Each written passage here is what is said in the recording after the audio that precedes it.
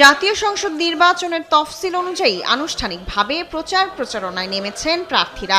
বৃহস্পতিবার সকালে রাজশাহী ৩ আসনের পোবায় বিএনপি প্রার্থী শফিকুল হক মিলন ও রাজশাহী ১ আসনে বিএনপি প্রার্থী শরীফউদ্দীন গণসংযোগ শুরু করেন।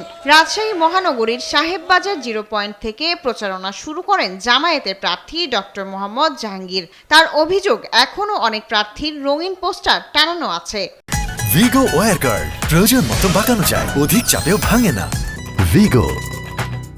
আর রঙা পোস্টার, রঙিন পোস্টার কিন্তু নিষেধ, কিন্তু আমরা এখনো বিভিন্ন জায়গায় দেখছি অন্যান্য দলের প্রার্থীদের কালার পোস্টার এখনো আছে। আসন্ন নির্বাচনে নাটোর নলডাঙ্গা মানুষ আগের মতোই বিপুল ভোটে তাকে বিজয়ী করবে আশা জানিয়েছেন বিএনপির প্রার্থী রুহুল কুদ্দুস তালুকদার দুলু। বিপুল ভোটের মাধ্যমে আমাকে ধানের শীষ তারেক রহমান নেতৃত্বে বিএনপির প্রার্থী হিসাবে আমাকে আবারও নির্বাচিত করবে বলে আমি প্রত্যাশা। নিজ নির্বাচনী এলাকা কুমিল্লা 11 আসনে প্রচারণা চালিয়েছেন জামায়াতের নায়েবে আমির ডক্টর সৈয়দ আব্দুল্লাহ মোহাম্মদ তাহির। তিনি বলেন, আগামী নির্বাচনে সিদ্ধান্ত হবে দেশ কি আবার চাঁদাবাজদের দখলে যাবে নাকি নতুন পথে হাঁটবে। বাংলাদেশ কি আবার চাঁদাবাজদের দখলে যাবে, দখলদারদের দখলে যাবে, অর্থনৈতিক রাজনৈতিক সমৃদ্ধি নতুন বাংলাদেশের দিকে যাবে, সেই সিদ্ধান্ত আজকের নির্বাচন নির্ধারণ করে দেবে।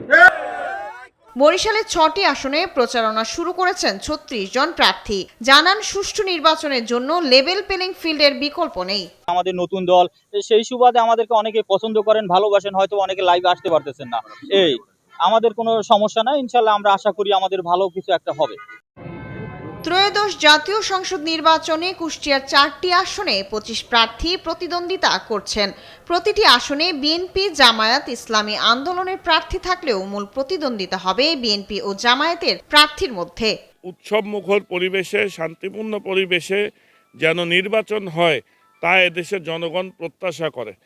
শায়লা খান, নিউজ ডেস্ক, দেশ টিভি।